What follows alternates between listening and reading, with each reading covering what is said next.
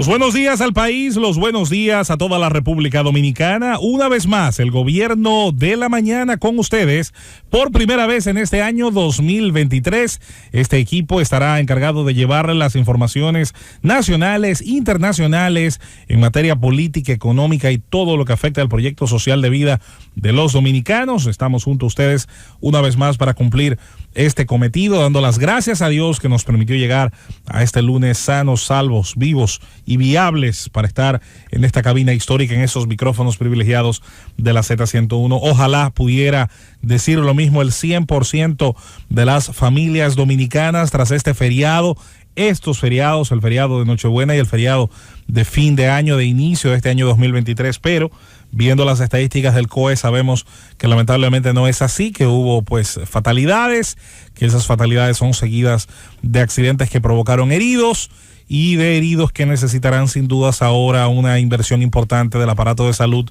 sobre todo el público, pero también un gran esfuerzo de sus familias. Una lástima que pasan los años, muchas veces parecería que la lección no se aprende, aun cuando creo que de manera optimista, positiva, hay que hacer comparaciones y ver que muchas veces las cifras en algunos casos disminuyen. Viendo años quizás del pasado remoto y no tan reciente, donde estas cifras eran incluso mucho mayores. De todos modos, aspiramos a que cada uno de los feriados que se produzca, sobre todo aquellos que se alargan, que conectan con fines de semana, que tendremos uno muy pronto, pues pueda generar el nivel de conciencia deseado en la sociedad dominicana. Aprovechando este retorno que, agregando este lunes como feriado, le brinda la posibilidad a muchos dominicanos de volver con más calma, de espaciar los horarios de regreso, de tener las carreteras no en el mismo nivel de colapso que suponía tal vez cerrar el feriado el día de ayer, aunque eso es discutible si es beneficioso o no, si se debe alargar o no, porque hay quienes entienden que más que espaciar o desahogar la entrada, lo que se hace es alargar el disfrute. Por lo tanto, usted simplemente lo que hace es retrasar a veces lo inevitable. Siendo así las cosas, esperemos que los números, insisto, se mantengan dentro de lo mínimo posible en términos de fatalidades. La Z101, y eso sí no varía, amplificando para todo el país su señal a nivel nacional a través de las frecuencias compartidas en esta Z101, llegando a toda la nación dominicana y al mundo a través de los dispositivos electrónicos, su celular, tablet, phablet, PC, cualquiera de las posibilidades que brinda el mundo de la tecnología, y esto nos permite entonces llegar a todos ustedes a través de la aplicación Z Digital y el portal z101digital.com en tiempo real a través del canal ZTV, nuestra imagen además de nuestro sonido, y por supuesto también llegando a ustedes a través de los perfiles de redes sociales que amplifican nuestro mensaje que redacta nuestro equipo del portal z101digital.com. Así las cosas, les saludamos una vez más a esta estación Z101 con su gerencia encabezada por don Bienvenido Rodríguez Durán, doña Isabel y Bienvenido Rodríguez León Bienchi,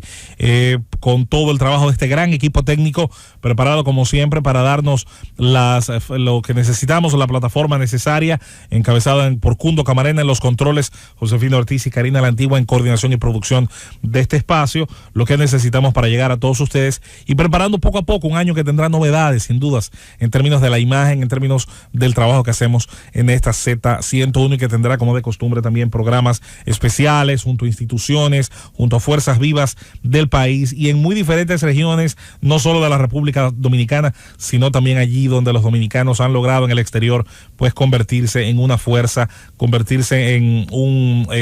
grupo con protagonismo visible.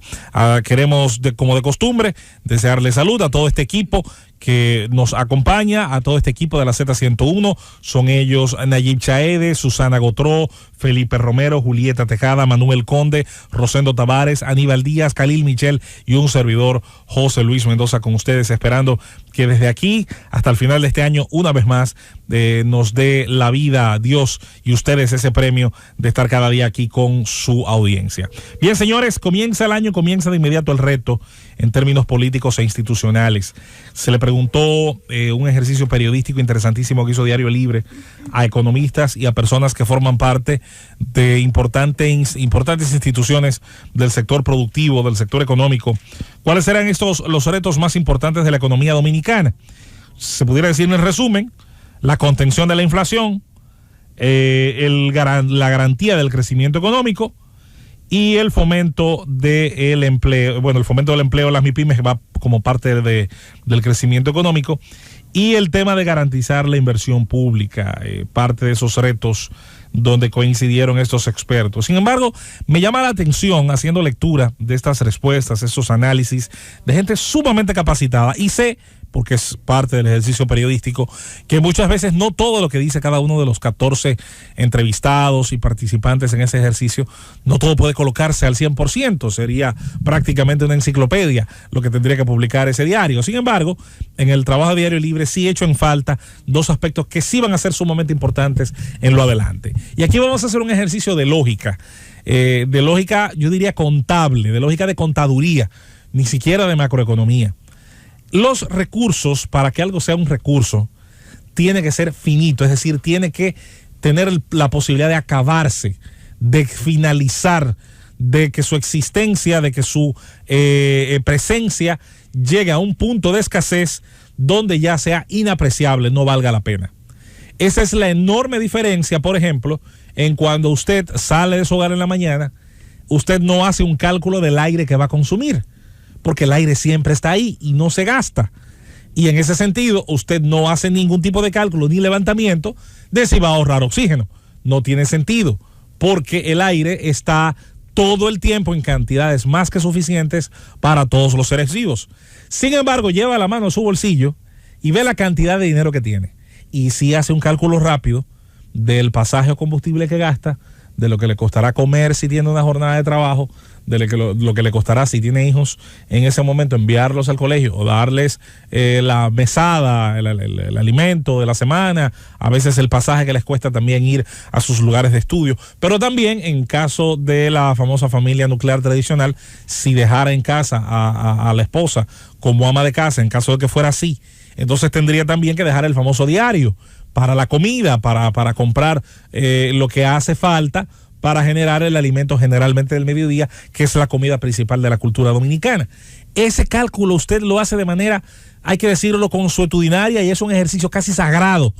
del dominicano trabajador. ¿Qué le cuesta el día a día? ¿Cuál es su proyección semanal, quincenal, mensual? ¿Hasta la espera de qué? De una nueva entrada de recursos en mayor cantidad que pueda permitir otra vez reprogramar su presupuesto. Si lograra, en caso de que lo lograra, generar una diferencia positiva entre lo que gasta, si esto es menos de lo que ingresa, pudiera tener un ahorro. En caso de que existiera ese excedente, pudiera valerse de diferentes herramientas del ahorro. En nuestros barrios se usa el SAN, pudiera acudir directamente a la banca, pudiera acudir a diversos lugares donde ese excedente pues pueda ser protegido, pudiera generar algunos intereses y le pudiera permitir, una vez reúna cierta cantidad, hacer varias cosas: adquirir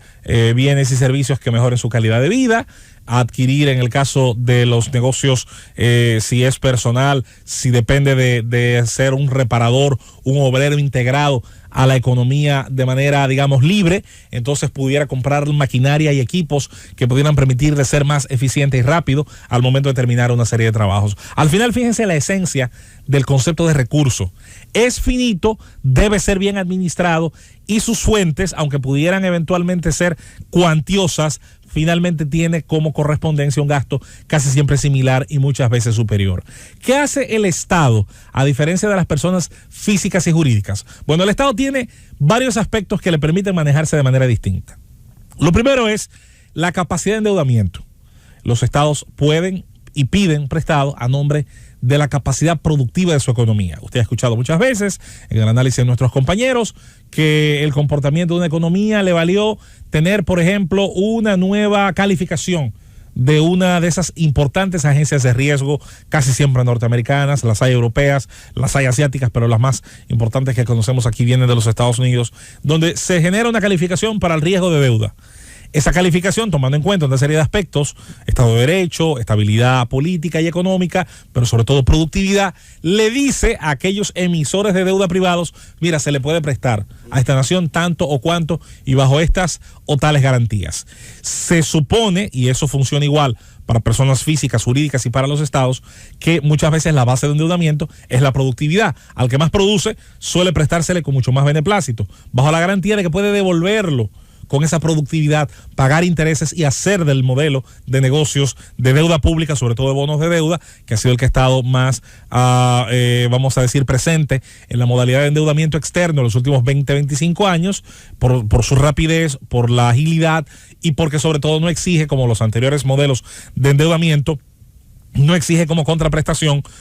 modelos de proyectos de desarrollo, como pasaba antes con Banco Interamericano de Desarrollo, Fondo Monetario Internacional, entre otras instituciones que prestaban, pero con las que había que llegar a acuerdos que incluían toma de decisión de políticas públicas. En el caso de los bonos, usted recibe los capitales, pero muchas veces tiene una libertad casi discrecional de lo que pueda hacer y las decisiones que pueda tomar en políticas públicas. La otra posibilidad de generar recursos, que también es una forma de endeudamiento que tienen los estados, es la emisión de moneda. Es ir al Banco Central, emitir una cantidad de dinero, lo cual puede hacerse de dos maneras. Se puede hacer de la manera ortodoxa en economía, que es